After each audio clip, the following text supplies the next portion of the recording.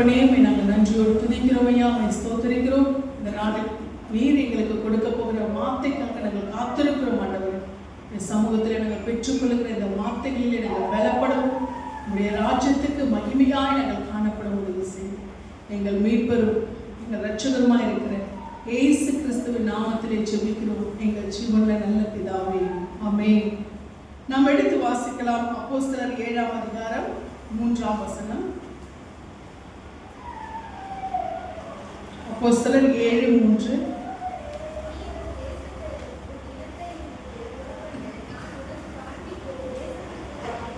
அல்லேலூயா. நீ உன் தேசத்தையும் உன் இனத்தையும் விட்டு புறப்பட்டு நான் உனக்கு காண்பிக்கும் தேசத்துக்கு வா. அல்லேலூயா. இன்றைக்கு நமக்கு தலைப்பு கர்த்தர் கொடுத்திருக்கிறது வா. அல்லேலூயா. கர்த்தர் நம்ம எல்லாரையும் அழைத்திருக்கிறபடினாலதான் நாம் இன்றைக்கு ரட்சிப்பை பெற்று நாம் இன்றைக்கு வந்திருக்கிறோம். அல்லேலூயா. நம்ம எல்லாருக்கும் ஆண்டவர் வா மகளே வா மகனே என்று சொல்லி ஆண்டவர் என்ன பண்ணாரு, நமக்கு எல்லாருக்குமே ஆண்டவர் அழைப்பை கொடுத்தபடினாலதான் இன்றைக்கு நாம இங்கே அமர்ந்திருக்கிறோம். அன்றைக்கு தேவன் ஆபிரகாம் அழைக்கும் போது ஆண்டவர் அவரை எப்படி அழைத்தார்? இதே வசனத்தை நீங்க ஆதியாகமம் 12ஆம் அதிகாரத்துல பார்த்திருக்கலாம். அங்கே போன்னு சொல்லியிருக்கேன், இங்க வான்னு சொல்லியிருக்கேன் அப்படின்னு நீங்க யோசிக்கலாம். இதுக்கு முன்னாடி ஆண்டவர் அவரை கூப்பிட்டார். ஆண்டவர் இதுக்கு முன்னாடி, அதாவது ஆதியாகமம் 12ஆம் அதிகாரத்திலே நான் வாசித்தோம் இல்லையா, 12ஆம் அதிகாரத்தை எடுத்துக்கொள்ளுங்கள், அந்த வசனத்தை வாசிங்க. ஆதியாகமம் 12 1ஆம் வசனம்.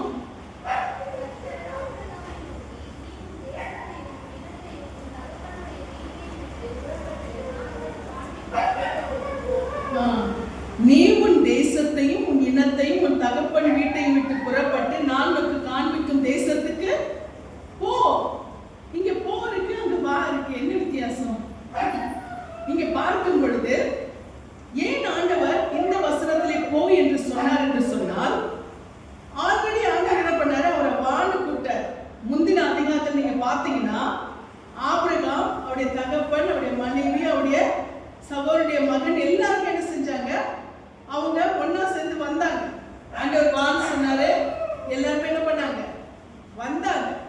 வந்தவங்க என்ன பண்ணாங்கன்னு சொன்னா, வந்த வழியிலே தேசம் நன்றா இருக்கிறது, வந்த வழியிலே சூழ்நிலை நல்லா இருக்கு, நான் வசிக்கிறதுக்கு ஏற்றதா இருக்குன்னு சொல்லிட்டு என்ன பண்ணாங்க, அவங்க வந்த வழியிலே என்ன பண்ணிட்டாங்க, தங்கி விட்டார்கள்.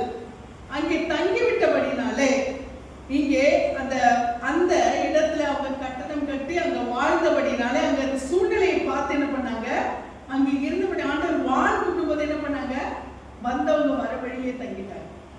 அப்பதான் ஆண்டவர் என்ன பண்றாரு, அவரோடு கூட அவங்க அப்பா எல்லாரும் என்ன முடியுது, அவங்களுடைய ஆயுள் முடிகிறது. அப்ப ஆண்டவர் சொல்றாரு, இப்ப நீ என்ன பண்ணுவ, இப்ப இருக்கிற உன்னை வான்னு சொன்ன, நீ என்ன பண்ணிட்ட, இங்கே இருக்க போ. என்ன பண்ணு, நம்ம என்ன பண்ணுவோம், வா வான்னு. இப்ப நம்ம ஏதாவது ஒரு காரியத்தை ஏதாவது ஒரு வேலைக்காக கூட கொஞ்சம் வாங்க அப்படின்னு சொல்லுவோம் இல்லையா? இல்லை நம்ம பிள்ளைங்க நம்ம ஏதாவது சொல்லும்போது கொஞ்சம் வாப்பா, கொஞ்சம் வந்து செய், கொஞ்சம் வாமா வந்து செய் அப்படின்னு சொல்லுவோம். வராதப்ப அப்ப என்ன சொல்லுவோம், போய் பண்றியா இல்லையா அப்படின்னு சொல்றோம் இல்லையா? அந்த மாதிரி தான் என்னது, இந்த வா என்பதற்கும் போய் என்பதற்கும் அதோடைய அந்த ரெஸ்பான்ஸ் இல்லாத போது என்னது, போய் என்ற அந்த வார்த்தை வருகிறது. அதனாலதான் அங்கே அந்த அடுத்த அதிகாரத்துல என்ன வந்து அந்த போய் என்ற வார்த்தை வந்தது. இங்க பார்க்கும் பொழுது நீ உன் தேசத்தையும் உன் இனத்தையும் விட்டு புறப்பட்டு நான் உனக்கு காண்பிக்கும் தேசத்துக்கு வா என்றார். அல்லேலூயா. இங்கே ஆண்டவர் நம்ம எல்லாரையுமே இந்த ஆபிரகாமை அழைக்கிற சூழ்நிலையில தான் நம்ம எல்லாருமே ஆண்டவர் பண்ணியிருக்கிறாரு, அழைத்திருக்கிறார். ஆபிரகாமை எப்படி அழைத்தாரோ அப்படிதான் நம்ம எல்லாருக்குமே ஆண்டவர் பண்ணியிருக்காரு. இந்த ரட்சிப்பின் அழைப்பை ஆண்டவர் செய்திருக்கிறார், நமக்கு கொடுத்திருக்கிறார். இந்த ரட்சிப்பை நமக்கு கொடுத்திருக்கிறார். நாம் எல்லாருமே நம்ம பிறந்ததிலிருந்தே சிலர் கிறிஸ்தவர்களாக இருக்கலாம், இல்ல நாம் பாதியிலே கிறிஸ்துவின் அன்பை ருசித்து நாம் வந்திருக்கலாம். எது எப்படியா இருந்தாலும் நாம பிறந்ததிலே நாம் கிறிஸ்தவர்களாக இருந்தாலும் நமக்குள்ள ரட்சிப்பு என்பது நம்முடைய பிறப்பிலிருந்து இருக்கிறதா என்று சொன்னால் நிச்சயமா 100% யாருக்குமே கிடையாது. பிறப்பிலிருந்தே நான் ரட்சிக்கப்பட்டிருக்கிறேன் என்று யாருமே என்ன பண்ண முடியாது,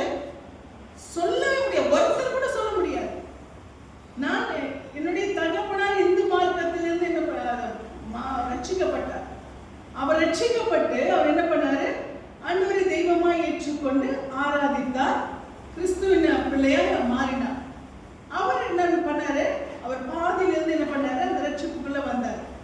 ஆனால் அவர் ரட்சிக்கப்பட்டு அவர் திருமணமாகி கிறிஸ்தவ திருமணத்தை செய்து கிறிஸ்துவுக்குள்ளாய் பிள்ளைகளை பெற்றார், கிறிஸ்துவுக்குள்ளாய் வளர்த்தார். அதனால எனக்கு ரட்சிப்பு வந்துருச்சு நான் சொல்ல முடியுமா? கிடையாது. அதனால நான் ரட்சிக்கப்படவே இல்லை. அப்ப நான் ஒரு கிறிஸ்தவ தகப்பனாருக்கு நான் பிறந்தேன் என்பதனால எனக்கு என்ன இல்லை? ரட்சிப்பு எனக்கு கிடையாது. எனக்குன்னு ஒரு மனம் திரும்புதல் இருக்கு, எனக்குன்னு ஒரு ரட்சிப்பு இருக்கு, எனக்குன்னு ஒரு மறுபிறப்பு இருக்கு இல்லையா? அப்ப நான் ஆண்டவராகிய இயேசு கிறிஸ்துவை நான் ஒரு சந்தர்ப்பத்தை பயன்படுத்தி நான் அந்த ரட்சிப்புக்குள்ளாய் வரும் பொழுதுதான் எனக்கு அந்த மனம் திரும்புகிற ஒரு வயது, பாவம், நீதி, நியாயத்திற்கு இதெல்லாம் அறிந்து கொள்கிற ஒரு பூரணமான ஒரு சூழ்நிலை வரும்போதுதான் எனக்கு இது தெரியும். எத்தனை கிறிஸ்தவ பிள்ளைகள் எவ்வளவுதான் கற்றுக் கொடுத்தாலும், எவ்வளவுதான் ஆலயத்துக்கு போனாலும், எவ்வளவுதான் ஆனந்தம் தேடினாலும் அப்படியே அந்த கிறிஸ்துவுக்குள்ளே வாழ்கிறாங்களா? கிடையாது. அவங்களுக்கென்று ஒரு ரட்சிப்பு, அவங்களுக்கென்று ஒரு மனம் திரும்புதல், அவங்களுக்கென்று ஆண்டவரை அறிகிற அறிவு அந்த சூழ்நிலை வரும்பொழுது என்ன ஆகுது? அந்த ரட்சிப்பு அவங்களுக்குள்ளால் வருகிறது. தவிர எங்க அப்பா ரட்சிக்கப்பட்டாரு அதனால நானும் எனக்கு அந்த ரட்சிப்பு கிடைச்சிச்சு சொல்ல முடியுமா? சொல்ல முடியாது. ஒருத்தர் எங்க சொந்தக்கார ஒருத்தவங்க கேட்டா தமாஷா இருக்கும். அவங்க அப்பா மறிக்கிற வரைக்கும், அதாவது அவர் ஹாஸ்பிட்டல்ல இருக்காரு, முன்னாடி நாள் டாக்ஸை கொடுத்துட்டு வராங்க தேவனுடைய பிள்ளைகள். அவங்கள பார்த்து திட்டாரு, பாரு இவங்களுக்கு வேற வேலையே கிடையாது, வேலை வெட்டியே இல்லாதவனுங்க அப்படின்றாரு. அவர் மறிக்கும்போது நான் செத்தாலும் என்னுடைய மார்க்கத்தை சேர்ந்தவனா தான் நான் சாவேன், என்னை எரிக்கணும் அப்படின்னு சொன்ன மனுஷன். அதுக்கப்புறமா அப்பா அவர்களை ஆண்டவருக்குள்ளாய் வழிநடத்தின பிறகு ஆண்டவருடைய அன்பை அவங்க பார்த்து அவங்கள சபைக்கெல்லாம் அப்பா கூட்டிட்டு போய் அவங்க ரட்சிக்கப்பட்ட பிறகு அவங்க சொல்றாங்க, நாங்க ரட்சிக்கப்பட்டுட்டோம்னால எங்க அப்பா பரலோகத்துல இருப்பார்.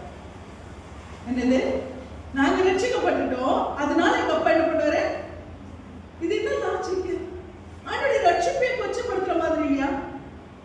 நான் செத்தாலும் என்னுடைய மார்க்கத்தை சேர்ந்தவனா தான் நான் மறிப்பேன்னு சொன்ன ஒரு மனுஷன் மறிக்கிறதுக்கு முன்னாடி கூட அப்பா முன்னாடி அந்த டாக்ஸை கொடுக்கும் பொழுது தேவனுடைய பிள்ளைகள் குடும்பம் இவங்களுக்கு வேற வேலை வெட்டியே கிடையாது அப்படின்னு சொன்ன மனுஷன் அவரு அதே வைராக்கியத்துல தான் மறிச்சாரு. பிள்ளைங்க என்ன சொல்றாங்க? நாங்க இப்ப நாங்க இயேசுபாவை ஏத்துக்கிட்டோம், நாங்க ரட்சிக்கப்பட்டுட்டோம், ஆனால் அப்பா மூலமா தான் அவங்க ரட்சிக்கப்பட்டாங்க. ஆனா அந்த கிரெடிட் ஆண்டவருக்கு தான் சார். ரட்சிப்பு அவரோடது, அழைச்சிட்டு போனாரு. ஆனால் ரட்சிப்பை கொடுத்தது நம்முடைய தேவன் இயேசு கிறிஸ்துவினாலே என்று ஒருவராலும் ரட்சிப்பு இல்லை. அப்ப அந்த ரட்சிப்பை இயேசுப்பா மூலமா அவங்க இயேசுப்பா கிட்ட பெற்றுக்கொண்டாங்க. பெற்றுக்கொண்டு நாங்க ரட்சிக்கப்பட்டுட்டோம். எங்க அப்பா என்ன பண்ணுவாரு? எங்க அப்பாவும் பரலோகத்துக்கு வந்துருவாரு. என்ன அப்படி பார்த்தா எவ்வளவு பேரு நம்ம அவங்க இன்னைக்கு ரட்சிக்கப்பட்டவங்க மூணாவது எங்க இருப்பாங்க? பரலோகத்துல இருப்பாங்க இல்லையா? பரதேசில இருப்பாங்க இல்லையா?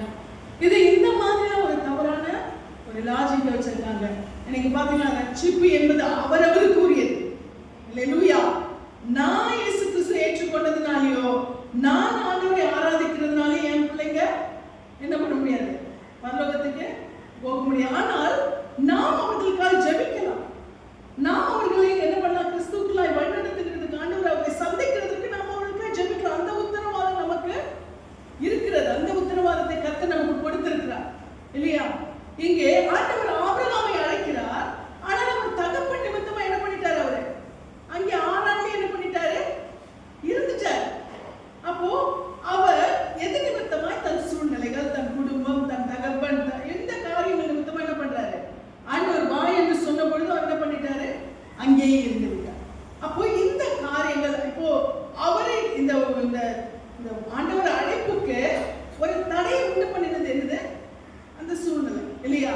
ஆனால் அதெல்லாம் மாறும் பொழுது அவர் ஆண்டவர் சொல்றாரு, நீ போ, நான் உனக்கு சொல்லிட்டேன்ல, நீ மறுபடியும் என்ன பண்ணாத, தாமதப்படுத்தாத. அப்போ ஆண்டவர் நம்மை அழைக்கும் பொழுது, நமக்கு இந்த ரட்சிப்பை கொடுக்கும் பொழுது நாம் அதை ஏற்றுக்கொண்டு ஆண்டவருடைய பிள்ளைகளா வந்திருக்கோம். பார்த்தீங்களா?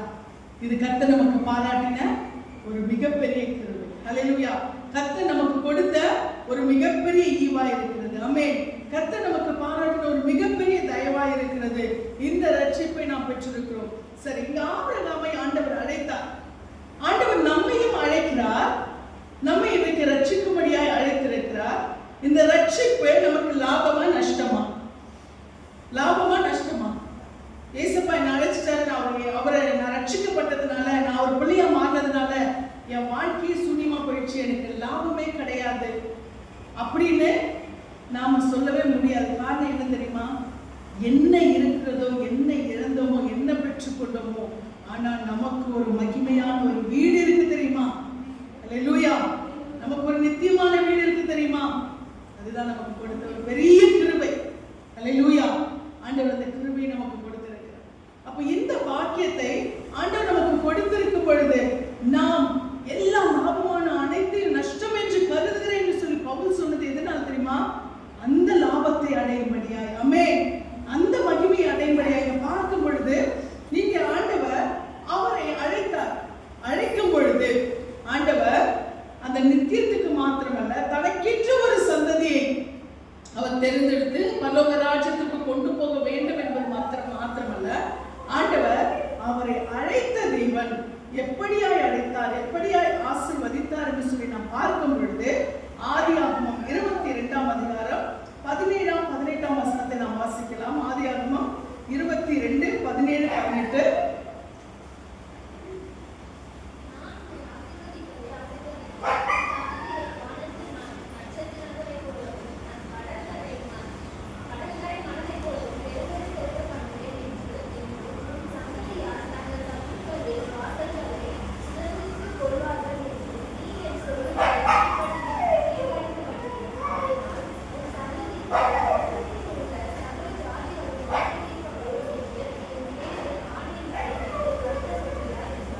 ஆமென். இங்க நாம் பார்க்கும் பொழுது ஆண்டவர் அவரை அழைத்தார். அழைத்தவர் எப்படியாய் ஆசீர்வதிக்கிறார் சொன்னால், நான் உன்னை ஆசீர்வதிக்கவே ஆசீர்வதித்து உன் சந்ததியை வானத்து நட்சத்திரங்களைப் போலவும் கடற்கரை மணலைப் போலவும் பெருகவே பெருக பண்ணுவேன் என்றும் உன் சந்ததியார் தங்கள் சத்துருவின் வாசல்களை சுதந்தரித்துக் கொள்வார்கள் என்றும் நீ என் சொல்லுக்கு கீழ்ப்படிந்தபடினால், என்னவா நீ என் சொல்லுக்கு கீழ்ப்படிந்தபடினால். டக்குன்னு வந்துட்டாரு ஆபிரகாம்? இல்ல. ஆண்டவர் வந்துட்டார் இல்ல. ஆண்டவர் அதுதான். ஆண்டவருடைய கிருபை இதுதான். ஆண்டவருடைய கிருபை இதுதான். அப்போ நாம எவ்வளவு ஆண்டவரை நாம் தள்ளினாலும், அவரை விட்டு தூரம் போனாலும், எப்படியாவது இழுத்து என்ன பண்றாரு? என் பிள்ளை, என் மகன் சொல்லி என்ன பண்றாரு? உரிமை பாராட்டுகிறார். அப்ப ஆண்டவர் இங்க ஆபிரகாம் இந்த சூழ்நிலையிலும் ஆரானிலே இருந்து விட்டு அதுக்கப்புறமா அவர் வந்தார். ஆனாலும் கர்த்தர் என்ன பண்றாரு? அவர் அதற்கு பின்பாக தேவனுடைய அன்பை பிடித்துக் கொண்டு தன் ஒரே குமாரனை என்ன பண்றாரு? அவர் கர்த்தருக்காய் ஒப்பு கொடுக்கிறார். கர்த்தருக்காக பலி கொடுக்க துணிந்து முன்வருகிறார். இப்படிப்பட்ட சூழ்நிலை சொல்ல, என் சொல்லுக்கு என்ன பண்ண? கீழ்ப்படிந்திருக்கிறாய். அல்லேலூயா! நீ என் சொல்லுக்கு கீழ்ப்படிந்தபடினாலே நான் என்ன பண்ணுவேன்? உன் சந்ததியை வானத்து நட்சத்திரங்களைப் போலவும் கடற்கரை மணலைப் போல நான் என்ன பண்ணுவேன்?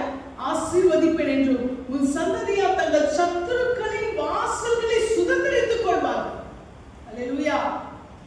நமக்கே நம்முடைய சுதந்திரத்தை காப்பாற்றுகிறதற்கு பல போராட்டங்களை வாங்க வேண்டியது. அதாவது சேல்வி வாங்கணும், பட்டா வாங்கணும், இவ்வளவோ இருக்கு. ஆனால் அந்த சொல்லும் சத்துருக்களின் வாசல்களை என்ன பண்ணுவேன்? சுதந்திரிப்பார். அல்லேலூயா! அப்ப அவரை பின்பற்றி வரும் பொழுது ஆண்டவர் மறுமைக்குமான ஆசீர்வாதம் மாத்திரமல்ல, இம்மைக்குமான ஆசீர்வாதங்களையும் நமக்கு கொடுத்து அவர் நடத்த வல்லவராய் இருக்கிறார். அது மாத்திரமல்ல, அந்த ஆசீர்வாதம் யாருக்கும் இருக்குமா? யாருக்கும் இருக்கும்? உன் சந்ததிக்கு. அல்லேலூயா! அண்ணா சொல்ற, உன் சந்ததிக்கு நான் என்ன பண்ணுவேன்? அந்த ஆசீர்வாதத்தை நான் கொடுத்து என்ன பண்ணுவேன்? நான் நடத்துவேன், நான் ஆசீர்வதிப்பேன். ஏன் சந்ததியை ஆண்டவர் சொல்லுகிறார் என்று சொன்னால், ஆண்டவர் சந்ததிகளை தான் என்ன பண்ண போறாரு? அவரோடு கூட சந்ததிகளும் நிரப்ப போகிறார், சந்ததிகளையும் நிரப்ப போகிறார். அப்போ அந்த சந்ததிக்குள்ளே இங்க அந்த வசனத்தை பார்க்கும் பொழுது அடுத்த வசனம், நீ சொல்லுக்கு கீழ்ப்படிந்தபடி உன் சந்ததிக்குள் பூமியில் சகல ஜாதிகளும் ஆசீர்வதிக்கப்படும். அல்லேலூயா! உன் சந்ததிக்குள் பூமியில் உள்ள சகல ஜாதிகளும் என்று சொல்வது, சகல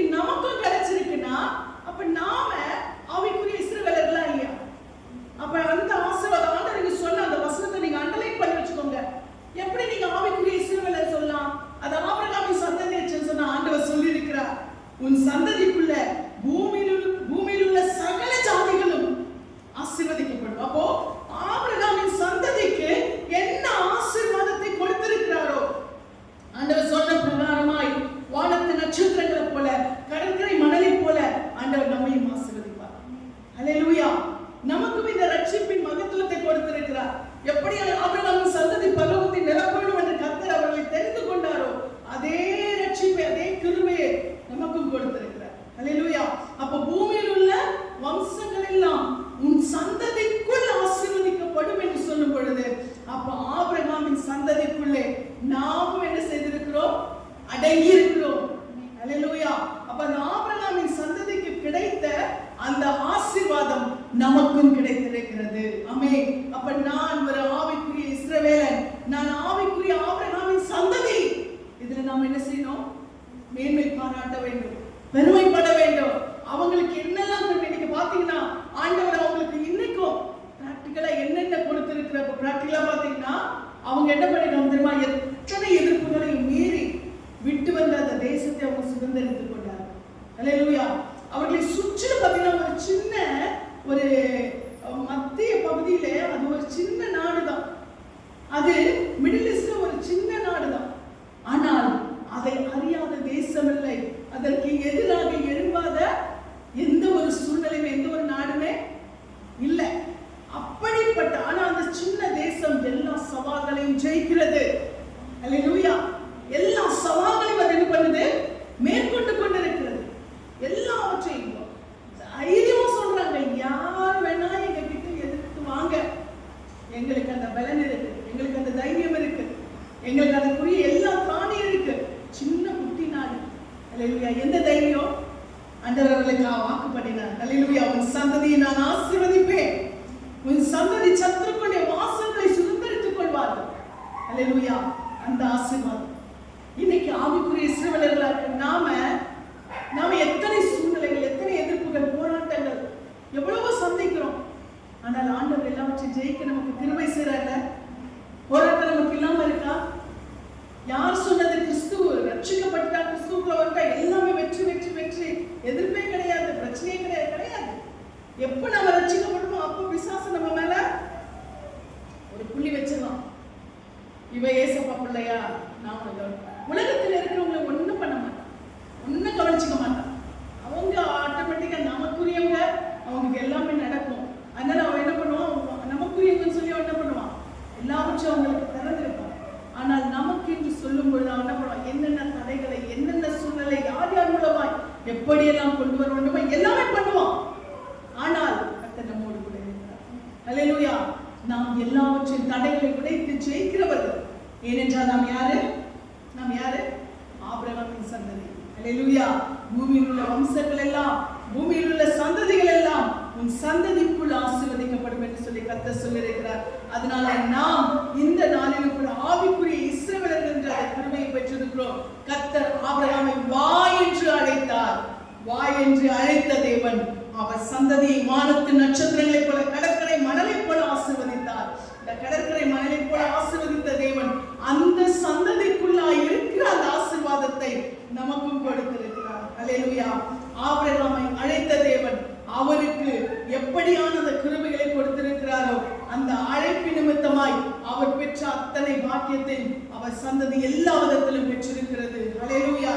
அந்த சந்ததிக்குள்ளே நாமும் இந்த வா என்ற அழைப்பை நாம் பெற்றிருக்கிறோம். அதனாலதான் கர்த்தர் இன்னைக்கு நம்மை தேடி வந்து நம் ஒவ்வொருவரையும் அவர் அழைத்து இந்த கிருபைகளை நமக்கு கொடுத்திருக்கிறார். அடுத்து இன்னொரு வசனத்தை வாசிங்க. அப்போஸ்தலர் 7ஆம் அதிகாரம் 34ஆம் வசனம்.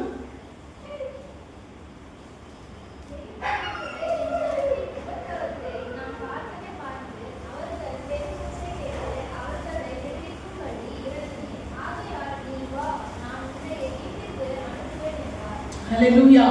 இங்க நான் வாசிக்கும் பொழுது, எகிப்தில் இருக்கிற என் ஜனத்தின் உபத்திரவத்தை நான் பார்த்து அவர்கள் பெருமூச்சை கேட்டு அவர்களை விடுவிக்கும்படி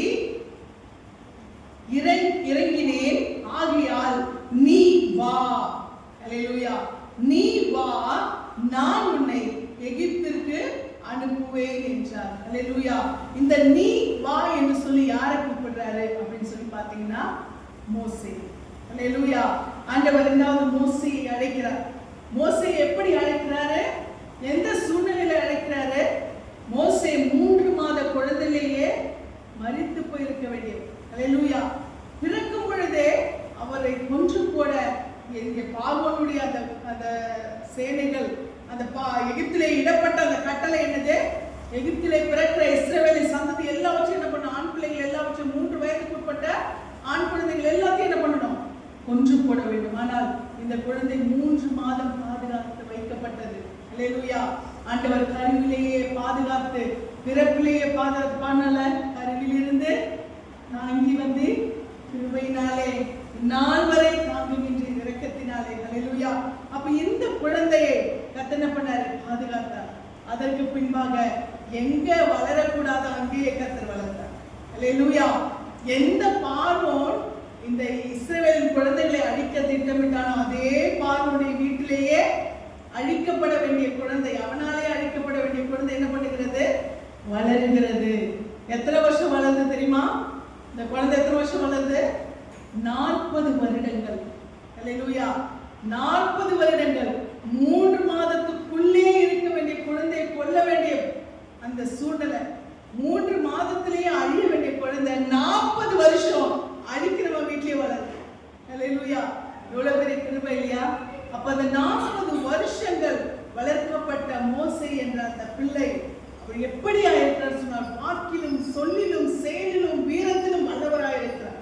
பாலூட்டி சீராட்டி அரண்மனையிலே வளர்க்கப்படுகிறார். எகிப்தின் பார்வோனின் வீட்டிலே பார்வோனின் ரத்தத்திலே பிறந்த பிள்ளைகள் எப்படி வளர்க்கப்படுமோ அப்படி இவர் என்ன பண்றாரு? வளர்க்கப்படுகிறார். இந்த 40 வயது வரைக்கும் அப்படிப்பட்ட ஒரு கிருபையிலே வளர்க்கப்பட்ட இந்த பார்வோன், அப்படிப்பட்ட ஒரு செல்வ செழிப்பிலே வளர்க்கப்பட்ட இந்த பார்வோன் இந்த மோசே தான் என்ன பண்றாரு? கர்த்தர் அழைக்கிறார். ஹல்லேலூயா. இந்த மோசேயை, பார்வோனின் வீட்டிலே வளர்க்கப்பட்ட இந்த மோசேயை கர்த்தர் அழைக்கிறார். எந்த சூழ்நிலையிலே அழைக்கிறார்னு சொல்லி நீங்க பாத்தீங்கன்னா, இந்த மோசே 40 வருஷங்கள் அரண்மனையில் தான் வளர்க்கப்படுகிறாரு. ஆனால் அவருக்குள்ளாய் ஓடுகிறது என்ன ரத்தம் தெரியுமா? என்ன ரத்தம்? ஆபிரகாமின் சந்ததி. ஹல்லேலூயா.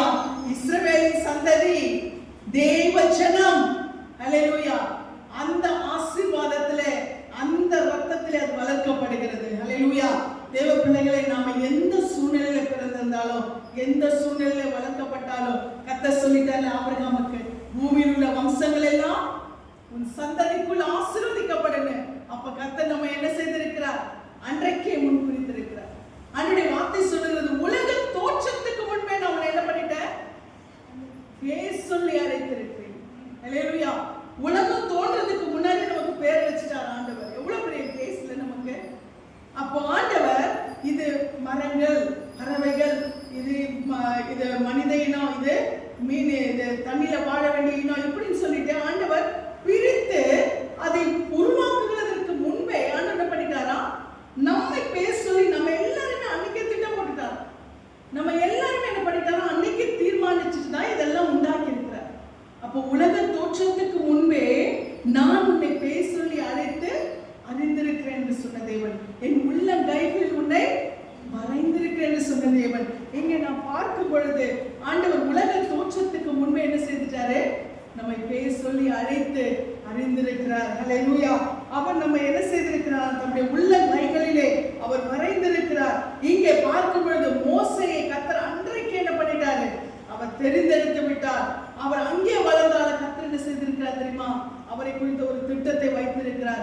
அவருக்குள்ளாய் அந்த இஸ்ரவேலருடைய ரத்தம் ஓடிக்கொண்டிருந்தது. அவர் 40 வருஷம் அங்க இருந்தார். ஆனா நினைவெல்லாம் என்னது? நான் யாரு? நான் ஆண்டவருடைய பிள்ளை, நான் ரட்சிக்கப்பட்டவர், நான் தேவனுடைய பிள்ளை, நான் தேவனுடைய பிள்ளை, நான் தேவனுடைய சந்ததி. இது மட்டும்தான் அவருக்குள்ளே இருக்குது. ஹல்லேலூயா. இந்த சூழ்நிலையில தான் அவருடைய இந்த எகிப்தியன் ஒருவன், எகிப்திய வீரன் ஒருவன் இந்த இஸ்ரவேலன் ஒருவனை அடிக்கும் பொழுது அவர் என்ன பண்றாரு? அதை பொறுத்து கொள்ள முடியல.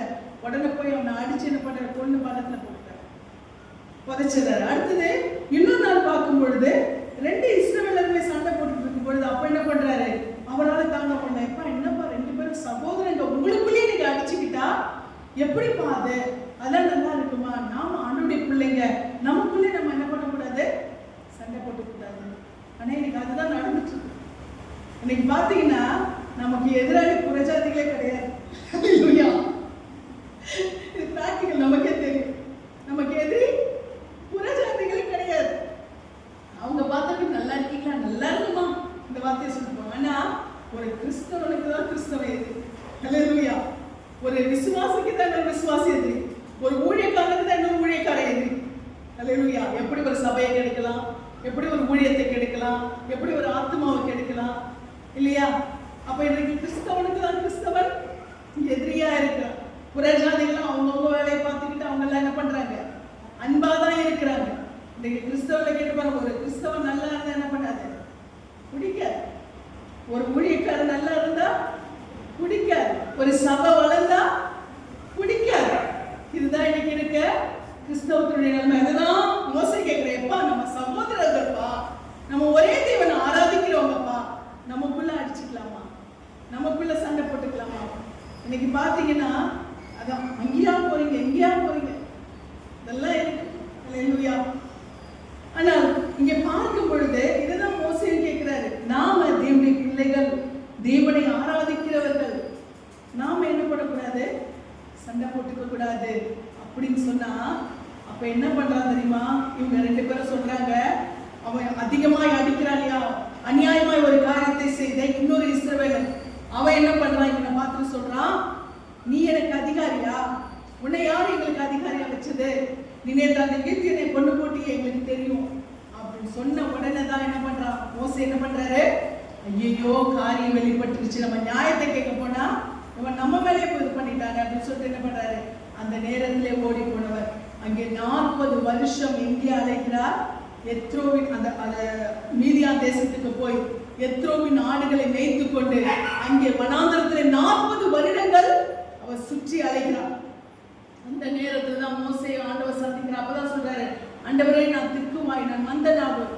திக்குவாயா? உண்மையாவே மோசேக்கு திக்குவாயா? இல்ல. நம்ம நம்ம இங்க பார்க்கும்போது அவன் வாக்கிலே வல்லவன் ஆனான் என்று சொல்லி அவனுடைய வார்த்தை சொல்லுகிறது. மோசே எப்படி இருந்தாரா? அவர் இங்க அந்த வசனத்தை நான் வாசிக்கும் பொழுது ஒரு நிமிஷம். மோசே அங்க அவர் பார்வோன் வீட்டில வளரும் பொழுது அவர் எப்படியா இருக்கிறார் என்று சொல்லி பார்த்தீங்கன்னா, அவர் நல்ல வாக்கிலே வல்லவராய் 20ஆம் வசனம், அதேதான் 7ஆம் வசனம், 7ஆம் அதிகாரம்.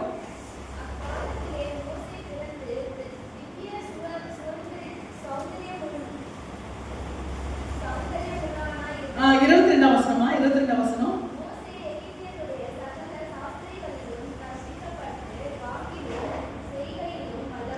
ஆமென். மோசே எகிப்தியருடைய சகல சாஸ்திரங்களிலும் கற்பிக்கப்பட்டு வாக்கிலும் செய்கைகளிலும், வாக்கிலும் என்னதுல? வாக்கில பேச்சு திறமை, வாக்கிலும் செய்கைகளிலும் வல்லவனானான் என்று சொல்லி பார்க்கிறோம். ஆனால் இங்கே கர்த்தர் அழைக்கும் போது மோசே என்ன சொல்றார் தெரியுமா? யாத்ராமத்துல, ஆண்டவரே நான் எப்படிப்பட்டவன்? திக்குவாயி மந்தனாவும் ஆண்டவரே, எனக்கு திக்குவாயி மந்தனாவும் உள்ளவனா இருக்கலாம். ஆனா இங்க வசனம் சொல்லிருக்க வாக்கிலும் செய்கையிலும் வல்லவனா இருந்தார். வசனம் பொய்யா? கிடையாது. காரணம் என்னவென்று சொன்னால் 40 வருஷங்கள் மோசே எங்க இருக்கிறாரு?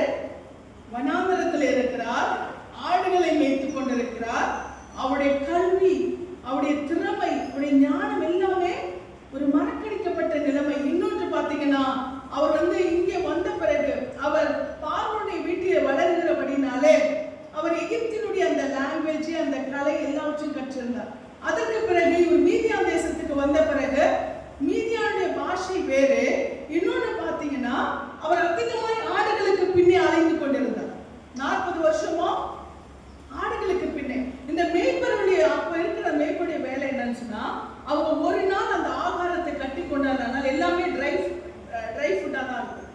இந்த ஃபிக், அப்புறம் டேட்ஸ், அதுக்கப்புறம் சில வற்றலான பொருட்கள், அதுக்கப்புறம் இந்த கிரேப்ஸ் கூட என்ன பண்ணுவாங்க, வற்றலான அந்த கிரேப்ஸ், அந்த மாதிரி நல்ல பதப்படுத்தப்பட்ட ஆகாரம் இப்படிதான் எடுத்துட்டு போயிட்டு வாரக்கணக்கில் மாசக்கணக்கில் என்ன பண்ணுவாங்க, போவாங்க. ஒன்ஸ் போனாங்கன்னா அவங்க நல்ல மலைப்பாங்கான இடத்துல போய் சுத்தி அலைஞ்சி அவங்க வீட்டுக்கு சேர்றதுக்கே மாதக்கணக்காயிடும்.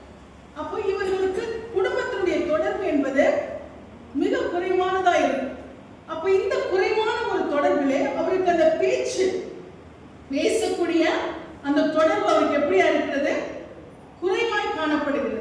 அப்போ ஒண்ணு என்னது, அவருடைய வாக்கின் வல்லமை எல்லாமே என்ன ஆயிடுச்சு? அவரை விட்டு போயிடுச்சு. இந்த வாக்கின் வல்லமை எல்லாம் அவரை விட்டு போன ஒரு சூழ்நிலை தான் அவர் என்னவா இருக்கிறாரு? இப்போ ஆண்டவர் அவரை அழைக்கிறார். அல்லேலூயா. என்ன அழைக்கிறாரு? வா என்று அழைக்கிறார். அல்லேலூயா. அப்ப இன்னைக்கு தேவனுடைய பிள்ளைகளை நாம் எந்த நிலைமையில இருந்தாலும் நாம் எந்த சூழ்நிலையில நொடிந்து வேதனைப்பட்டு நாம் காணப்படுகிறோமோ நம்மை ஆண்டவர் பார்க்கிறார். ஹல்லேலூயா.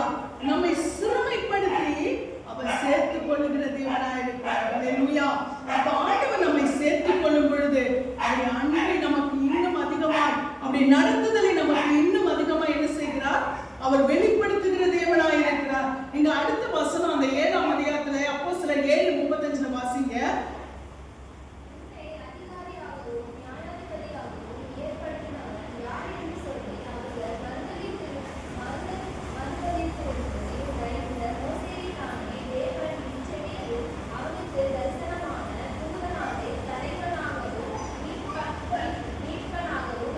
ஹல்லேலூயா. யார் கேட்டது? உன்னை எங்களுக்கு அதிகாரியாக நியாயாதிபதியை யார் ஏற்படுத்தினது? கேட்டது யார் சொல்லுங்க? கேட்டது யாரு? கேட்டது யார்? மோசேயை பார்த்து இந்த வார்த்தை கேட்டது யாரு? யாருமா? யார் கேட்டா? யார் கேட்டது? இஸ்ரவேலர் கேட்டாங்க. அவங்க சகோதரர்கள் கேட்கிறாங்க, உன்னை யாரா எங்களுக்கு நியாயாதிபதியா அதிபதியா ஏற்படுத்தினது? கேட்கறது யாரு? சொந்த ஜனதான். தள்ளுறது யாரு? சொந்த ஜனதான். யாரு? தெரிந்தெடுக்கப்பட்ட ஜனதான். இந்த ஜனதான் யாரு பார்த்து சொல்லுது? உன்னை எங்களுக்கு அதிபதியாகவும் நியாயாதிபதியாகவும் யார் ஏற்படுத்துறது அப்படின்னு சொன்ன அவர்களுக்கு மத்தியிலேயே கர்த்தர் என்ன செய்கிறாரா? அவனை தலைவனாகவும் மீட்பனாகவும். ஹல்லேலூயா. மீட்பனா இன்னொரு அர்த்தம் என்னது? ரட்சகன், மீட்டெடுக்கிறவன். அந்த ரட்சகர் வேற, இவர் அடிமைத்தனத்திலிருந்து மீட்டெடுக்கிறார். ஹல்லேலூயா. அப்ப இவர்களுக்கு தலைவனாகும். இப்ப ஆண்டவர் அழைக்கிறார் என்று சொன்னால், வா என்று அழைக்கிறார் என்று சொன்னால் சும்மா அழைக்க மாட்டார், தூக்கி எடுக்கதான் அழைப்பார். ஹல்லேலூயா. நாம் தேவனுடைய பிள்ளைகளாய் அழைக்கப்பட்டவர்கள். நிச்சயமாய் நம்மை ஆண்டவர் குறைவுபட விடவே மாட்டார். வேணும்னா சூழ்நிலைங்க வேணா நமக்கு எப்படி தெரியும்? அந்த மாதிரி ஒரு சூழ்நிலை வேணா நமக்கு தெரியலாம். ஆனால் கர்த்தர் அதுவே நமக்கு சூழ்நிலையை என்ன பண்ண மாட்டாரு, நமக்கு அதை மாற்றவே மாட்டார். ஹல்லேலூயா. அழைத்தவர் உண்மை உள்ளவர், முடிவு பரியந்தம் நம்மை நடத்த அவர் வல்லவராய் இருக்கிறார். ஆமென். வா என்று அழைத்த தேவன் எதற்காக அழைச்சா தெரியுமா? தலைவனாகவும் ரட்சகனாகவும் ஏற்படுகிறார். ஹல்லேலூயா. அங்க ஆபிரகாமை அழைத்த தேவன் எதற்காக அழைத்தார்? சுதந்தரிக்கும்படியாய் அழைத்தார். வானத்து நட்சத்திரங்களைப் போல, கடற்கரை மணலைப் போல சந்ததியை பெருக பண்ணும்படியாய் கர்த்தர் அழைத்தார். கர்த்தர் உங்களையும் என்னையும் அழைத்திருக்கிறார், சும்மா அழைக்க மாட்டாரு. ஹல்லேலூயா. நம்மள தெரிந்து கொள்ளப்பட்ட ஜனம், நம்மை அழைத்து தெரிந்து கொண்டிருக்கிறார். ஆண்டவர் சும்மா நம்மள அழைக்கல. சும்மா வந்தியாமா, ரட்சிக்கப்பட்டியா, ஓகே, சாப்பிட்டியா, வாழ்ந்தியா, போய் சேர, அப்படி இல்லை. நமக்கு என்று ஸ்பெசிபிக்கா ஒரு பெஸ்ட் ஆண்டவர் வச்சிருக்கிறார். ஹல்லேலூயா. சிறந்ததை நமக்காக வச்சிருக்கிறார். நீங்க யோசிக்காதீங்க, நான் என்னத்தை பெஸ்டா வாழ்ந்து என்னத்தை அன்னாட நம்முடைய என் வாழ்க்கையை தள்ளுறதே எனக்கு ஒரு போராட்டமா இருக்கு. யோசிக்காதீங்க. ஹல்லேலூயா. ஆண்டவர் என்னை கொண்டு ஒரு சிறந்ததை செய்ய போகிறார். ஹல்லேலூயா. அங்க 40 வருஷம் என்னவா இருந்தார் மோசே? 40 வருஷம் கலெக்டரா இருந்தாரா? ஒரு பெரிய ஆபீசரா இருந்தாரா? ஆடு மேய்ச்சிட்டு இருந்தார். இங்க வேணா என்னவா இருந்தாரு? எகிப்துல வேணா பார்வோனுடைய பிள்ளையாய், பார்வோனுடைய மகளுக்கு பிள்ளையாய், நல்ல அரண்மனையிலே நல்ல செல்வச் செழிப்போடு சகல கலைகளையும் கற்று வாக்கிலே வல்லவராய் இருந்தார். ஆனா அங்க போனது பேச்சு கூட போயிடுச்சு. இதுதான் பேச்சு. புரியுதா? ஆடு மேய்ச்சிட்டு இருந்தார். இதுதான் அவரோட பேச்சு. முக்கால்வாசி 40 வருஷம் தான் யோசிச்சு பாருங்க. ஒரு மனுஷன் பேச்சே போயிடும் இல்லையா? ஆடுங்க பின்னாடி ஓடி ஓடி பேச்சே போயிடும். இன்னொன்று பல பாஷைகள் கலந்து இருக்கிறது. ஒன்று எகிப்திய பாஷை, இன்னொன்று எபிரேய பாஷை, இந்த பக்கம் மீதியானுடைய பாஷை. எதை அவர் பிடிச்சி வச்சுக்க முடியும்? யோசிச்சு பாருங்க. கடைசியில் ஆட்டு பாஷையை பிடிச்சிட்டு இருப்பாரு. இதுவே பெஸ்ட். அதனால ஆண்டவர் ஜனங்களை மேய்க்கிறவர்களாய் மாற்றினார். ஹல்லேலூயா. நம்மை ஆண்டவர் ஒரு அற்பமான சூழ்நிலையை நடத்துகிறான்னு சொன்னால், தேவ பிள்ளைகளே, தயவாய் அதை அற்பமா நினைக்காதீங்க. இந்த அற்பமான சூழ்நிலை ஆண்டவர் நடத்தி கொண்டிருக்கிறாரு. இந்த சூழ்நிலை என்ன நடத்துறாரு? எந்த சூழ்நிலை? உண்மையாக சொல்லுகிறேன், இன்னைக்கு வரைக்கும் இந்த நடத்துதலை நான் அற்பமாய் பார்க்கவே இல்லை. ஹல்லேலூயா. ஆண்டவர் எத்தனை ஆடுகளை கொடுத்திருக்கிறார், அத்தனை ஆடுகளுக்கு என்ன உத்தரவாதமா வச்சிருக்கிறார். எங்களை உத்தரவாதமா வச்சிருக்க, அதுதான் எங்களுக்கு சந்தோஷம். ஹல்லேலூயா. எத்தனை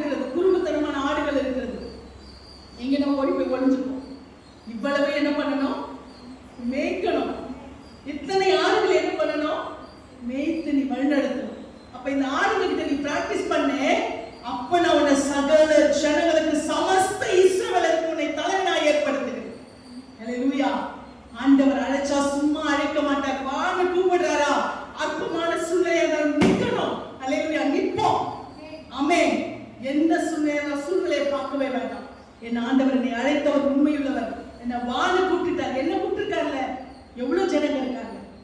நம்ம அது பெருமையா நினைக்கணும். அல்லேலூயா. உலகத்துல எவ்வளவு ஜனங்க இருக்காங்க. ஆனா என்ன செய்திருக்கிறார், என்ன வான்னு கூப்பிட்டிருக்கிறார், என்ன அழைச்சிருக்கிறார், எனக்கு இந்த கிருபையை கொடுத்திருக்கிறார். அல்லேலூயா. அப்ப அந்த கிருபையை நாம் பாக்கியமாய் எண்ணி நாம் நம்ம இப்ப நடந்து கொண்டிருக்கிற நம்முடைய வாழ்க்கை, ஒருவேளை நம்முடைய வாழ்க்கையின் சூழ்நிலை, நாம் செய்து கொண்டிருக்கிற வேலை, நம்முடைய எல்லா நிலைமைகளும் அற்பமாய் இருக்கலாம். அல்லேலூயா. ஆனா நம்ம அந்த அற்பமான சூழ்நிலையை பார்க்க வேண்டாம். நம்மை அழைத்தவர் உண்மையுள்ளவர். வான்னு கூப்பிட்டார்னா நிச்சயமாய் அவர் ஏதோ நமக்காக வச்சிருக்கிறார். அல்லேலூயா. வான்னு கூப்பிட்டார்னா நிச்சயமாய் நமக்கு ஒரு பெரிய காரியத்தை வைத்திருக்கிறார். நம்மை அழைத்தவர் உண்மையுள்ளவர். ஆண்டவர் அன்னைக்கு சொல்லிட்டாரு, ஆபிரகாமின் சந்ததிக்கு என்ன ஆசீர்வாதங்கள் இருக்கிறதோ அத்தனை ஆசீர்வாதங்கள் நமக்கும் இருக்கிறது. அல்லேலூயா. நமக்கும் அந்த கிருபைகளை கர்த்தர் கொடுத்திருக்கிறார். இங்கே ஆண்டவர் மோசேயை அழைத்தார், உயர்த்தினார். அல்லேலூயா. தேவன் அழைத்தால் நிச்சயமாய் மேன்மை, நிச்சயமாய் உயர்வு. அல்லேலூயா. ஒருவேளை அந்த திட்டம் நடக்கிற வரைக்கும் இந்த சூழ்நிலை அற்பமாய் தோன்றலாம், அற்பமாய் காணப்படலாம். எல்லாம் இவங்கெல்லாம் முன்னேற போறது அப்படின்னு பேசுவாங்க, இவங்களுக்கெல்லாம் நடக்குமா அப்படின்னு பேசலாம். ஆனாலும் மோசேயை போல பொறுமையாய் காத்திருக்கும் பொழுது நீங்களே ஆண்டவரே ஆண்டவரே வாரி வாரி கொடுப்பார். அல்லேலூயா. தூக்கி நிறுத்தி உயர்த்துவார். ஆமென். நேரம் வரும். மற்றவருடைய பார்வையோ மற்றவருடைய காதை மட்டும் நம்ம என்ன பண்ணணும், கொஞ்சம் என்ன பண்ணணும், காதை மட்டும் கொஞ்சம் மூடி வச்சுக்கணும். அல்லேலூயா. நம்ம ரெண்டு காதையும் நல்லா மூடி வச்சுக்கிட்டோம்னா எந்த வார்த்தையும் நமக்கு என்ன பண்ணாது, கேட்காது. எந்த நெகட்டிவான வார்த்தையும் நமக்கு என்ன பண்ணாது, கேட்காது.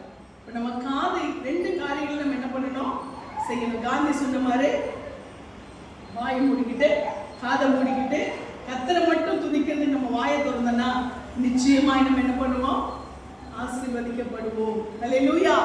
அல்லேலூயா. அப்ப கர்த்தர் நிச்சயமாகவே நமக்கான அப்படிப்பட்ட ஒரு ஆசீர்வாதம் அழைத்தவர் மேன்மைப்படுத்தாம அவர் விடமாட்டார். அதனால வா என்று மோசேயை அழைத்தவர் அவனை அதிகாரியாகவும் அதிபதியாகவும் தலைவனாகவும் கர்த்தர் நிலைநிறுத்தினார். ஆமென். அதே போல கர்த்தர் நம்மை அப்படியே நிறுத்த வல்லவராய் இருக்கிறார். நாம் வேகமாய் முடித்து கடந்து செல்லலாம். அதே யாத்ராகமத்தின் புஸ்தகத்துல நாம் 34ஆம் அதிகாரத்துல 2ஆம் வசனத்துல நாம் வாசிக்கலாம்.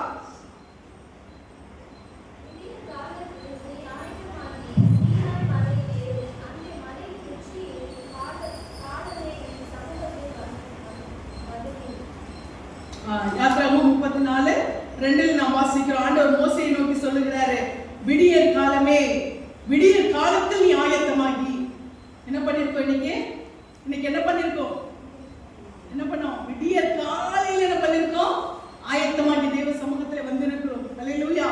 விடியற் காலத்தில் நீ ஆயத்தமாகி சீனாய் மலையில் ஏறி அங்கே மலையின் உச்சியில் காலமே என் சமூகத்தில் வந்து நில். அல்லேலூயா. அங்கே வா என்று சொன்னார் ஆண்டவர். மோசே என்ன பண்ணாரு, சீனாய் மலையிலே என் சமூகத்திலே நீ வா என்று சொன்னார். அல்லேலூயா. அதாவது மலை உச்சியிலே ஆண்டவர் வா என்று சொல்கிறார் சொன்னார். ஒரு உன்னதத்தின் அனுபவம் இது. அல்லேலூயா.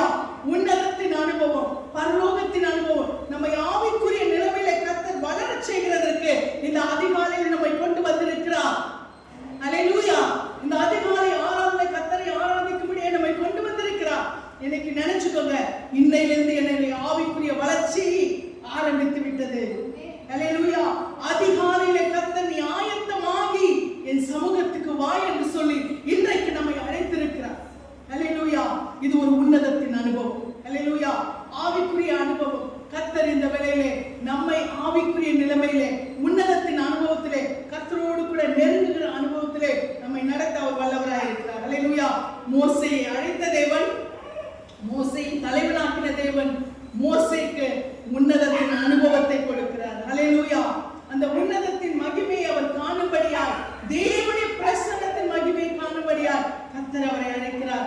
இந்த காலை வேளையில ஆண்டவருடைய உயிர்த்தெழுதலின் நாளிலே நாம் இந்த அதிகாலையில நாம் தேவனுடைய சமூகத்தில் நம்ம என்ன பண்ணிருக்கிறோம், அந்த உன்னதத்தின் அனுபவத்தை நாம் பெற்றுக் கொள்கிறதற்கு வந்திருக்கிறோம். அல்லேலூயா. ஆண்டவர் ஏறி வா என்று சொல்லி நம்மை அந்த உன்னத இருக்கிற நிலைமையில இல்ல, எப்படி வரணுமா,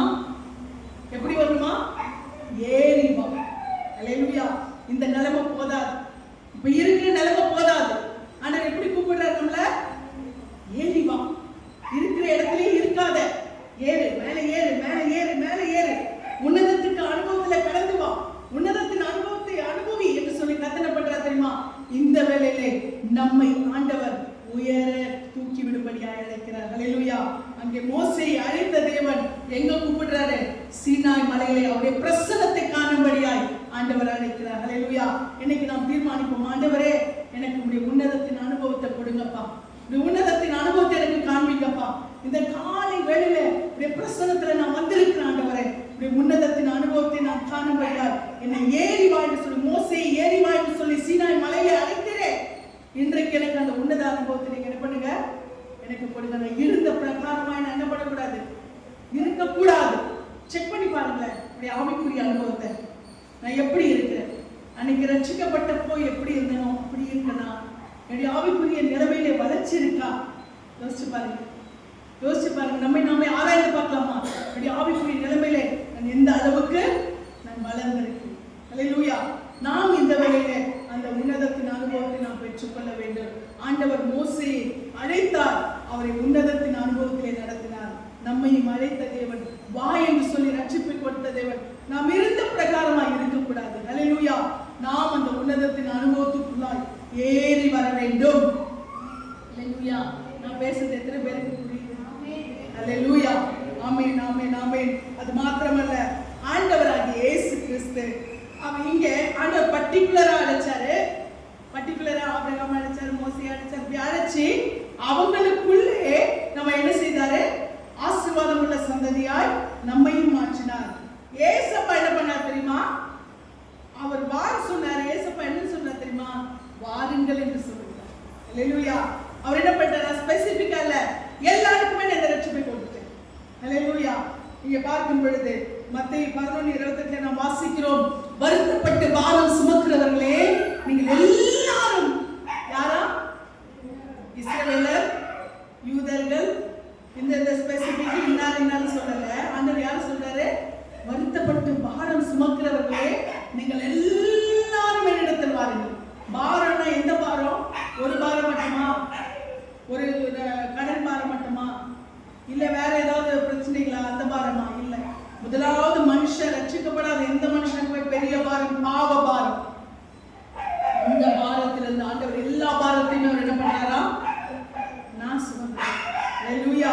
இப்ப வருத்தப்பட்டு பாரம் சுமக்கிறவர்களே, ஆண்டவர் இயேசு கிறிஸ்து இன்னைக்கு நம்மை அழைக்கிற அழைப்பு என்னது? எல்லாரும் இடத்தில் வாருங்கள். ஹல்லேலூயா. மோசே மட்டும் இல்ல, ஆபிரகாம் மட்டும் இல்ல, யாரும் வாருங்க, எல்லாருமே வாங்க. வந்தீங்கன்னா உங்களுக்கு என்னது? என்னதான்? ரெஸ்ட். ஹல்லேலூயா. நான் உங்களுக்கு இளைப்பாறுதல் தருவேன். ஹல்லேலூயா. இந்த இளைப்பாறுதல் என்பது நல்லா படுத்து காலை நீட்டி ஆயாசமா தூங்குறது இல்ல. இது என்ன இளைப்பாறுதல்?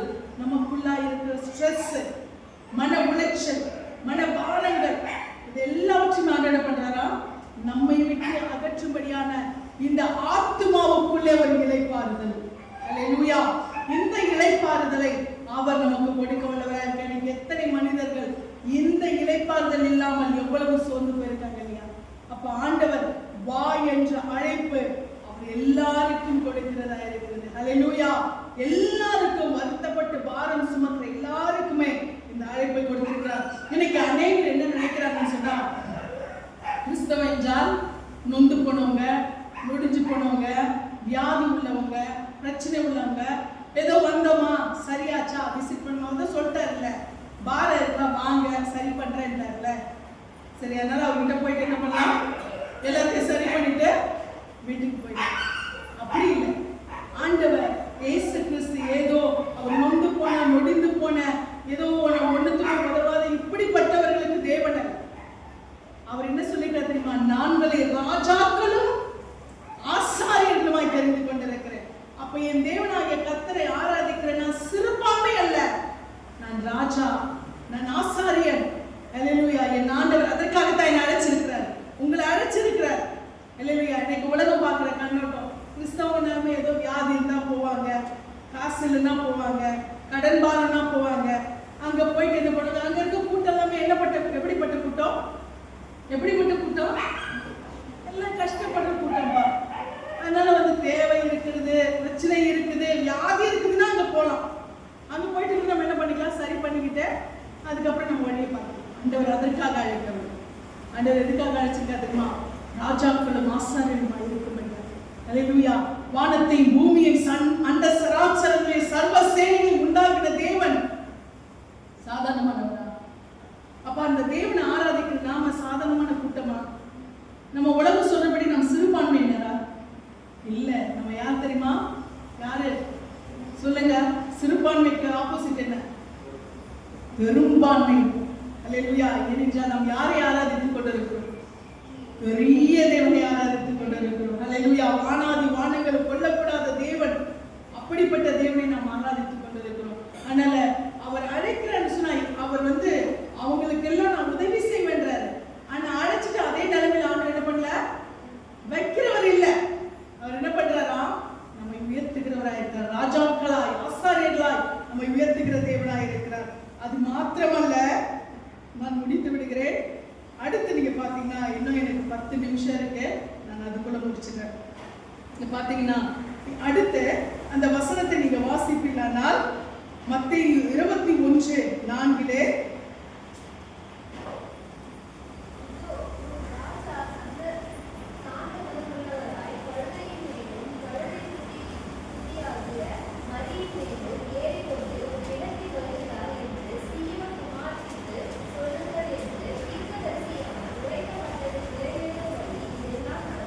எந்த தீர்க்கதரிசி சொன்னாரு? எந்த தீர்க்கதரிசி சொன்னாரு? சகரியா 9:9 வாசிங்க. சகரியா 9:9.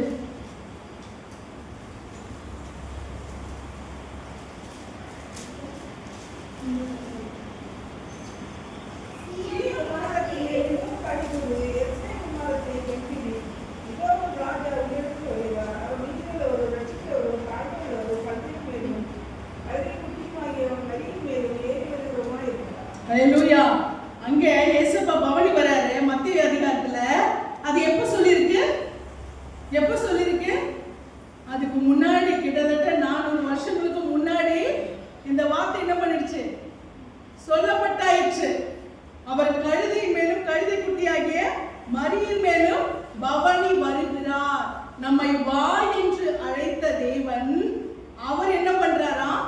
இந்த பூமியிலே நம்மை அந்த மகிமைக்குள்ளாய் சேர்க்கும்படியாய், இந்த அழைப்புக்கு பங்குள்ளவராய் நம்மை மாற்றும்படியாய் அவர் அந்த மகிமையை துறந்து இங்கே வந்திருக்கிறார். அல்லேலூயா. நம்மை வா என்று அழைத்தது, அதுக்கு நம்மளை ரெடி பண்ணல. வான்னு சொல்லிட்டா போதுமா? இப்போ உங்களை ஒரு கல்யாணத்துக்கு கூப்பிடுறாங்க, எல்லாரும் வந்துருங்கப்பா, எல்லாம் வந்துருங்க, எல்லாம் வந்துருங்க, குடும்பத்தோட வந்துருங்க அப்படின்னு சொல்லிட்டு என்ன பண்றாங்க? கூப்பிடுறாங்க. கூப்பிட்டுட்டு அவங்க அங்க அதுக்கான எந்த ரெடியும் பண்ணல. சாப்பாடு இல்ல, மண்டபம் இல்ல, எதுவுமே ஆயத்தப்படுத்தல, டெக்கரேஷன் இல்ல, எதுவுமே இல்ல. அப்படின்னா அங்க ஆயத்தப்படுத்த ஒருத்தவங்க வந்திருக்கணும்ல, அழைச்சவங்க அங்க வந்து ஆயத்தப்படுத்தணும்ல. படுத்தணுமா இல்லையா? நான் சொல்றது புரியுதா? அப்போ வான்னு கூப்பிட்டுட்டாங்க. கூப்பிட்டவங்க என்ன பண்ணணும்? அவங்க என்ன பண்ணணும்? அதுக்கு முன்னாடி அவங்க அங்க வந்திருக்கணும். கரெக்டா? அவங்க அங்க வந்து அதுக்கான ப்ரிப்பரேஷன் அவங்க என்ன பண்ணணும்? பண்ணணும். அப்போ அழைக்கிறதுக்கு முன்னாடி இங்க என்ன பண்ணணும்? ரெடி பண்ணணும் இல்லையா? அவங்க அதுக்கு என்ன பண்ணணும்? அதுக்கு முன்னாடி அவங்க வரணும் இல்லையா? நம்முடைய ஆண்டவராகிய இயேசு கிறிஸ்து நமக்கு எல்லாம் அந்த பரலோக ராஜ்யத்தை ஆயத்தப்படுத்துகிறதற்கு, நம்மை வா என்ற அந்த ராஜ்யத்துக்கு நம்மை அழைக்கிறதுக்கு முன்பாக அவர் இங்கே வந்து நம்மை அதற்காக அவர் ஆயத்தப்படுத்துகிறார். அல்லேலூயா. அவர் நம்மை ஆயத்தப்படுத்தி நாம் அந்த ராஜா நம் மீது பவனி வரும்படியா அவர் என்ன பண்றாரு? நம்மை அதற்கு தகுதிப்படுத்துகிறவராய் இருக்கிறார். அல்லேலூயா. நம்மை வா என்று அழைத்த தேவன் அந்த அழைப்புக்கு நாம் பங்காளர்களாய் மாறும்படிக்கு நம்மை அவர் அங்கே கொண்டு போகிறதற்கு அவர் நமக்காக இங்கே வந்து நம்மை என்ன செய்கிறாரா? அதற்காய் ஆயத்தப்படுத்துகிறார் என்று சொல்லி நாம் பார்க்கிறோம். அது மாத்திரமல்ல, நாம் வெளிப்படுத்தலை வாசிக்கும் போது வெளிப்படுத்தல் 3:20 நாம் வாசிக்கிறோம், இதோ வாசற்படியிலே நின்று கதவை தட்டுகிறேன். ஹல்லேலூயா. இதோ வாசற்படியிலே நின்று தட்டுகிறேன். ஹல்லேலூயா. ஆண்டவர் வாசற்படியிலே வந்து அவர் தட்டி கொண்டிருக்கிறார். வந்து நமக்காக எல்லாவற்றையும் ஆயத்தப்படுத்தின தேவன், அவர் நமக்காக எல்லாவற்றையும் அவர் தயார்படுத்தி விட்டு நமக்காக என்ன பண்றாரா? அவர் இங்கே தட்டி கொண்டிருக்கிறார். அல்லேலூயா. நமக்கு முன்பாகவே அவர் வந்து நம்மை ஆயத்தப்படுத்தும்படியார் அவர் எல்லாவற்றையும் நமக்கு அவர் செயல்படுத்தின தேவனாய் இருக்கிறார். யோவான் 14:3 நாம் வாசிக்கும் பொழுது, நான் திரும்ப வந்து உங்களை என்னிடத்திலே சேர்த்துக் கொள்வேன். வான் சொன்னா மட்டும் போதுமா? கூட்டிட்டு போனல, அது கேஸ் பண்ண பண்றாரா? அண்ணன் என்ன பண்றாரா? அவர் சொல்லிட்டாரு, நான் சொல்றதை கவனிங்க, நானே வழியும் சத்தியமும் ஜீவனுமா இருக்கிறேன், என்னாலே அல்லாமல் ஒருவனும் பிதாவிடத்தில் வரான். அப்ப வழி யாரு? அவர்தான். சத்தியம் ஜீவன் அவர்தான். அப்ப அவர் தானே கூட்டிட்டு போன நம்மள. அதனால அவர் என்ன சொல்ற தெரியுமா? நான் உங்களை வான் சொல்லிட்டேன், நான் வந்து என்ன பண்ணிட்டேன், உங்களை அந்த ரட்சிப்புக்காக ஆயத்தப்படுத்திட்டேன். என் ரத்தத்தை சிந்தி என் ஜீவனை கொடுத்து பாவ மன்னிப்புக்கான மீட்பை கொடுத்து நான் உங்களை என் பிள்ளைகளாய் மாற்றி அதற்காக நான் உங்களை தயார்படுத்திட்டேன். நான் தயார்படுத்திட்டு போனது மட்டும் இல்ல, நான் வந்து என்ன பண்ண போறேன், உங்களை கூட்டிட்டு போறேன். அல்லேலூயா. நான் வந்து வான்னு சொன்னவரு அவரே வந்து நம்மள என்ன பண்ண போறாரு, கூட்டிட்டு போறாரு. யார வந்து கூட்டிட்டு போவாங்க? முக்கியமான மனவாட்டி, ஸ்பெசிபிக்கானது தன்னோடு வாழ போகிற மனவாட்டியை என்ன செய்வாங்க? அந்த மாப்பிள்ளை வீட்டுல இருந்து அந்த மாப்பிள்ளை என்ன பண்ணுவாங்க, ஆள் அனுப்பி அவங்க வீட்டு ஆட்களை அனுப்பி அழைச்சிட்டு போவாங்க.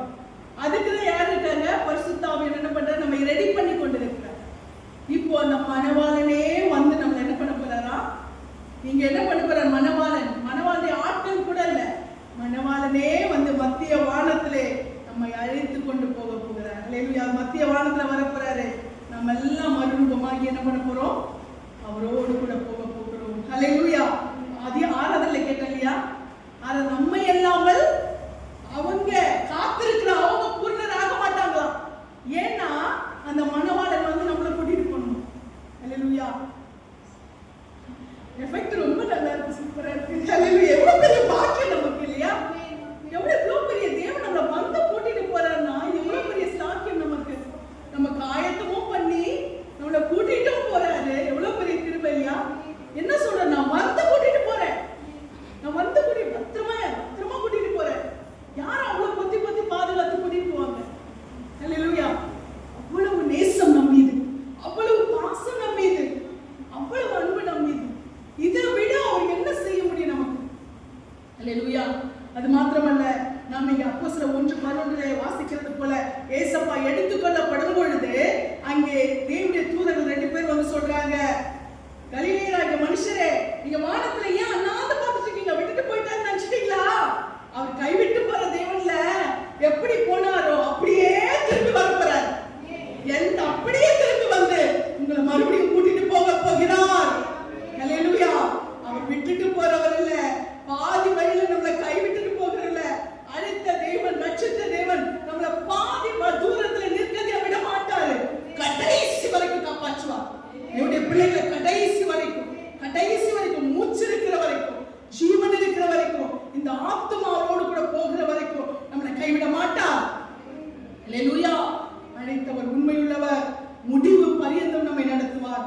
அவர் வானத்துக்கு எப்படி எடுத்துக்கொள்ளப்பட்டாரோ அப்படியே வந்து கொண்டுட்டு போக போறாரு, கைவிட மாட்டார்னு சொல்லி அந்த 2 தூதர்கள் வந்து சொல்லுகிறார்கள். வெளிப்படுத்தல் 22:7 நாம் கடைசியாய் வாசித்து முடிக்கலாம்.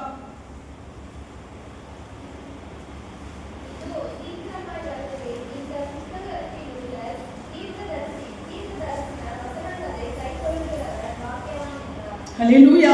சொல்லுறாரு, ஆண்டவர் அஷூரன்ஸ் கொடுக்கறாரு, இதோ சீக்கிரமாய் வருகிறேன். வரேன்னு சொல்றாரு. என்ன சொல்றாரு? இப்போ என்ன சொல்றாரு? சீக்கிரமா வர போறேன், ரொம்ப ஃபாஸ்டா வர போறேன். அல்லேலூயா. நாளா தெரியாது, நிமிஷமா தெரியாது, நொடியா தெரியாது. ஆண்டவர் வருகிற நேரம் எந்த நிமிஷம் நடக்கிறதெல்லாம் சுத்தி கவனிச்சு பாருங்க. ஏசப்பா சொல்றது நடந்துகிட்டே இருக்கு. என்னென்ன அக்கிரமம் நடக்கணும் அத்தனை நடந்துச்சு இருக்கு. என்னென்ன காரியம் உலகத்திலே நடக்கணும் அத்தனை நடந்துச்சு இருக்கு. ஆலோசனை வருகைக்கு முன்னாடி இதெல்லாம் நடக்கும் நடந்துச்சு இருக்கு.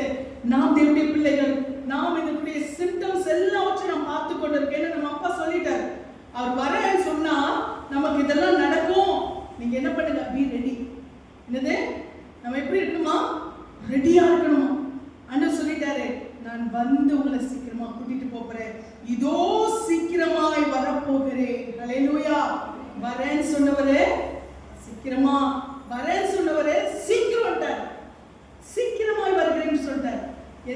நிமிஷம் தெரியாது, எந்த நொடியும் தெரியாது. தேவனுடைய பிள்ளைகளே, நாம் ஆயத்தமாகி காத்திருப்போம். எதற்காக? இந்த அதிகாலை ஆராதனை எல்லாருடைய சமூகத்திலே ஆயத்தமாக வேண்டும், எல்லாருடைய சமூகத்துக்கு வர வேண்டும், எல்லாரும் அவருக்காய் ஆயத்தமாக இருக்க வேண்டும் என்பதற்காகத்தான். அல்லேலூயா. கர்த்தர் இந்த பாக்கியத்தை இந்த இம்மானுவேல் விடுதலை சபைக்கு நிச்சயமாய் கொடுத்திருக்கிறார். ஒருத்தர் கூட நம்ம மிஸ் ஆக மாட்டோம். விசுவாசிக்கிறோம். அல்லேலூயா. கர்த்தர் அவர் வந்து நம்மளை என்ன பண்ண போகிறாரு? அவருடைய வருகைக்கு சீக்கிரமாய் வந்து நம்மை அழைத்துக் கொண்டு போக போகிறார். இங்கே நாம் இன்றைக்கு கேட்ட சத்தியத்தின்படியாய் ஆண்டவர் ஆபிரகாமை அழைத்தார். எதற்காக அழைத்தார்? ஆசீர்வாதம் உள்ள சந்ததியாய் அவர்கள் மாறும்படியாய், அந்த பரலோகத்தில் இந்த சந்ததி நிரப்பப்படும்படியாய் ஆண்டவர் அழைத்தார். அவர்களுக்கு கொடுத்த அந்த பாக்கியத்தை அந்த சந்ததிக்குள்ளே நமக்கும் அந்த ஆசீர்வாதத்தை வைத்தார். அதே போல மோசேயை அழைத்தார். மோசேயை அழைத்த தேவன் ஜனங்களை வழிநடத்த தலைவனாகவும் அதிபதியாகவும் ஏற்படுத்தினார். அதிபதியாக ஏற்படுத்தின தேவன் அவருக்கு அந்த உன்னதத்தின் அனுபவத்தை என்ன பண்றார்? இன்னும் இந்த அதிபதியா மாத்திரம் இல்ல, உன்னதத்தின் அனுபவத்தையும் காண வேண்டும் என்று சொல்லி ஏறி வா என்று சொன்னார். நமக்கும் அழைத்த தேவன் நாம் இருக்கிற நிலைமையிலே இருக்கக்கூடாதுன்னு சொல்லி அந்த உன்னதத்தின் அனுபவத்தை காணும்படியா தெய்வ சமூகத்திலே வைத்து நம்மை ஆயத்தப்படுத்துகிறார். அது மாத்திரமல்ல, ஆண்டவர் இந்த கிருபைக்குள்ளாய் நம்மை நடத்தின தேவன் அவர் எல்லாருக்குமே அந்த கிருபை என்ன பண்றாரு? அவரை ஏற்றுக்கொள்ளுங்கள் எத்தனை பேர்களோ அத்தனை பேர்களும் தேவனுடைய பிள்ளைகளாகும்படி அவர்களுக்கு அதிகாரம் கொடுத்து, வருத்தப்பட்டு பாரம் சுமக்கிறவர்களே நீங்கள் எல்லாரும் இடத்தில் வாருங்கள் என்று சொல்லி எல்லாருக்கும் இந்த அழைப்பை கர்த்தர் என்ன பண்றாரு? அவர் கொடுக்கிற தேவனாய் இருக்கிறார். அது மாத்திரமல்ல, அவர் ராஜாவாய், அவர் இந்த பூமியிலே அவர் தன்னை வெளிப்படுத்தின தேவனாய் அல்ல, நம்மை ரட்சிக்கிற ஒரு ரட்சகராய் அவர் என்ன செய்திருக்கிறார்? இந்த பூமியிலே வந்து அவர் கழுதை குட்டியாகிய மரியின் மேல் பவனி வருகிறவராய் நமக்குள்ளாய் அவர் என்ன செய்கிறார்? நம்மை பிரயோஜனப்படுத்தி அவர் இந்த உலகத்திலே அவர் பவனி வந்து கொண்டிருக்கிறார். நாம தான் அந்த ராஜாவை வெளிப்படுத்துகிற நாம் ஒரு கழுதை குட்டிகளாய் நாம் காணப்படுகிறோம். ஹல்லேலூயா. அப்ப ஆண்டவர் நம் மீது பவனி வருகிறதற்கு நம்மை அவருக்கு என்ன செய்யணும்? ஒப்பு கொடுக்கணும். அநேகர் இந்த அழைப்புக்குள்ளாய் வருகிறதற்கு நாம் நம்மை ஒப்பு கொடுத்தது போல அநேகரை நாம் என்ன செய்யணுமா? பாத்திரங்களாய் மாற்ற வேண்டும். அது மாத்திரமல்ல, ஆண்டவர் வாசற்படியிலே நின்று கதவை தட்டி கொண்டிருக்கிறார். எத்தனை எல்லாருக்கும் இந்த பாக்கியத்தை ஆண்டவர் கொடுத்திருக்கிறார். அது மாத்திரம் ஆண்டவர் சொன்னார், நான் திரும்ப வந்து என்ன பண்ணுவேன்? உங்களை என்னிடத்திலே சேர்த்துக் கொள்வேன் என்று சொன்ன தேவன் அவர் சீக்கிரமாய் வரப்போகிறார். ஹல்லேலூயா. அவர் போனவர் என்ன பண்ண போறாரு? சீக்கிரமாய் வரப்போகிறார். அவர் நம்மை வெறுமையாய் கைவிட்டு போகிற தேவன் அல்ல, நம்மை வா என்று அழைத்த தேவன், நம்மை ரட்சித்து நம்மை இந்த அழைப்புக்குள்ளாய் கொண்டு வந்து அவரே வந்து நம்மை அழைத்து கொண்டு போக போகிறார். ஹல்லேலூயா. வருகையும் நாம் என்ன செய்கிறோம்? வெகு சீக்கிரத்திலே